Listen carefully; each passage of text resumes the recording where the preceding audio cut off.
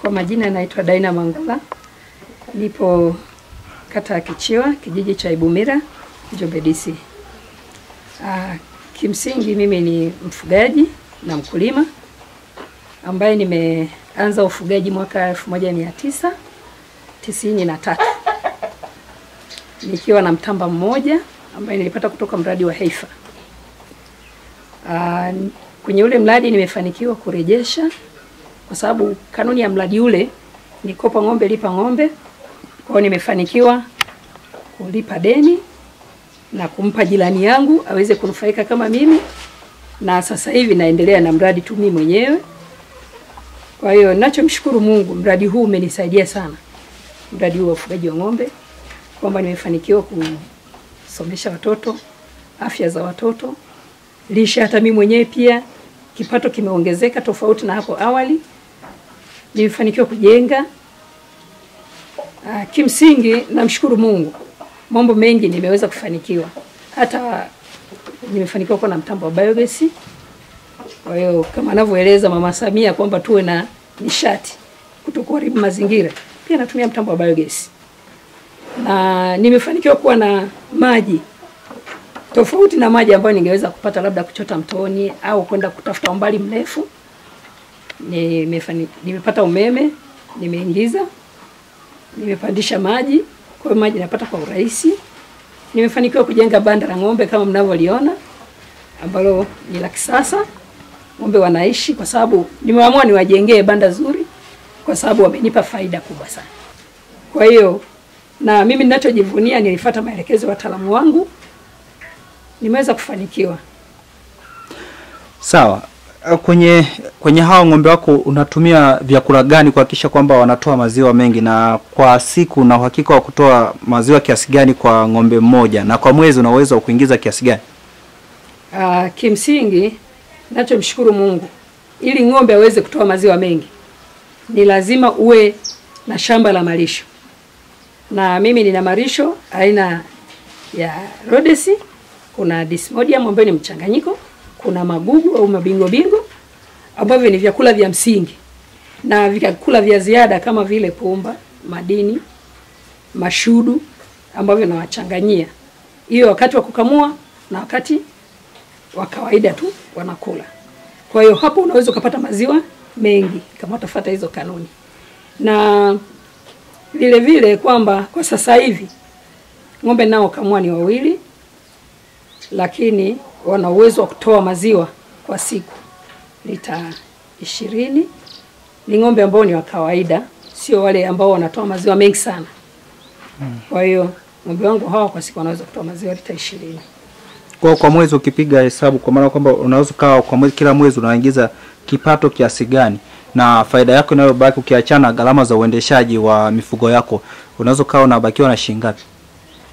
Kimsingi kama hivi sasa hivi bei ambazo tunauzia kijijini ni shilingi 700 lita. Maana yake lita ambazo napata lita 20.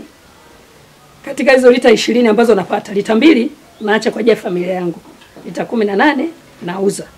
Kwa hiyo hizo lita 18 nikizidisha mara 700, sawa, inakuja kama shilingi 13,000 kwa siku wastani.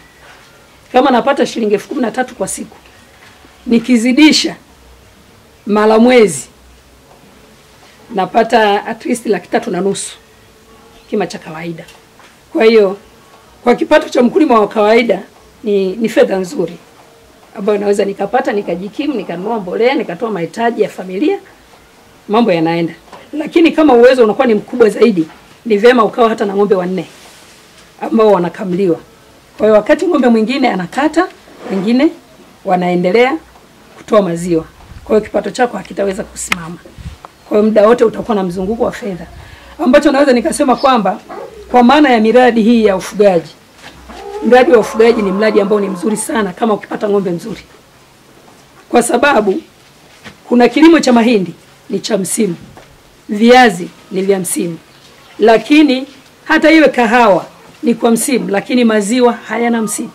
Ni mpangilio wako wewe mwenyewe kwamba nataka huyu ng'ombe atakavyozaa, huyu nakamua. Na baada utapata faida ya samadi, utapata faida ya ng'ombe wenyewe ndama, utauza maziwa. Kwa hiyo kipato kinakuwa ni kizuri kwa mwaka mzima. Kwa hiyo maisha hayawezi kusumbua. Vipi jamii ambayo inakuzunguka inakuangalia kwa jicho gani kuhusiana na hiki unachokifanya? Ninachomshukuru Mungu, wengi wanajifunza kwa sababu wanatambua nilipokuwa na nilipofikia sasa. Kimsingi mimi ni mama wa familia watoto 3. Na sasa hivi ni mjane. Lakini wanaangalia jinsi ambavyo nimeweza kuhimili maisha. Sijaweza kuteteleka. Kwa sababu kama ulikuwa tegemezi kwa 1% kubwa, lazima utatetemeka. Lakini kwa sababu nijengea misingi, miradi ipo, sikuweza kuhangaika kitu chochote. Na ninaendelea kufanya. Na watu wanajifunza kwamba ukiwa mpambanaji haijarishi hata kama utakuwa mjane. Kuna vitu vidogo utakavyofeli lakini maisha yataendelea. Kwa hiyo na bado kuna wengine nimewasaidia. Wengine nimewagawia ng'ombe ili na wenyewe wapate kipato na wamefanikiwa hata kujenga nyumba za kuishi. Na vile vile wengine nimeweza kuwasaidia hata kuwajengea nyumba kabisa.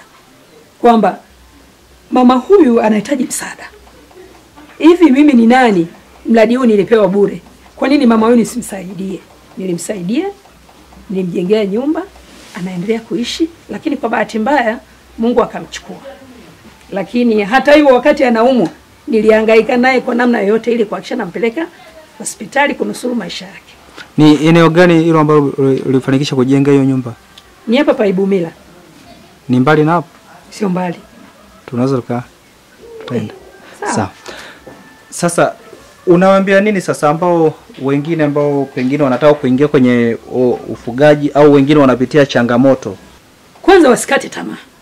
Kazi yoyote ile ni ngumu. Kwa hiyo wasikate tamaa. Wao nadhani sasa hivi kila eneo lina mtaalamu. Unapoanza mradi, fuatilia mtaalamu wako. Kwamba aikupe ushauri hatua za awali ili hata unapokosea kumfuata ni rahisi. Bado hata serikali naishukuru ilishanipa mafunzo ya uparaveti kwamba naweza kutoa huduma ya msingi ya awali kwa mifugo. Kwa hiyo ni mtoa huduma. Kwa hiyo serikali imenisaidia. Na hapo mwanzo walikuwa wanatupatia hata baskeli ili tuweze kutoa huduma hata kwa wenzetu. Ni hatua serikali isingeniona hata hayo mafunzo nisingeyapata kwa sababu mimi sikulipia hayo mafunzo. Nilipewa bure. Serikali imenisaidia.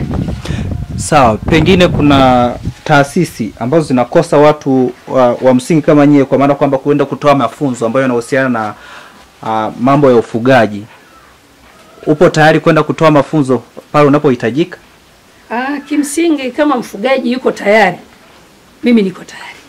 Kwa sababu nafahamu toka mwanzo mpaka mwisho nini mtu aweze kufanikiwa, aanze na nini ili aweze kupata matokeo mazuri. Hata kuandaa mashamba ya malisho naweza. Gharama zako? Kimsingi labda iwe mbali. Lakini kama ni hapa vijijini wengi tunatumia kwamba anaweza akachangia tu gharama ya mafuta kwa sababu mimi anaenda na pikipiki akachangia gharama ya mafuta. Lakini kama ni mbali kidogo naye anaweza kaangalia anaweza kanisupport vipi. Kwa namba zangu za simu kwa mtu ambaye anahitaji huduma hii ili niweze kufanya naye mazungumzo. Namba yangu ni 075 80 35 025. Na kama unatumia Tigo vile vile ni 06 58 035 025. Namba hizi nazitoa kwa maana kwamba kwa ile ambaye anahitaji tuweze kufanya mazungumzo ya kazi. Mimi niko tayari.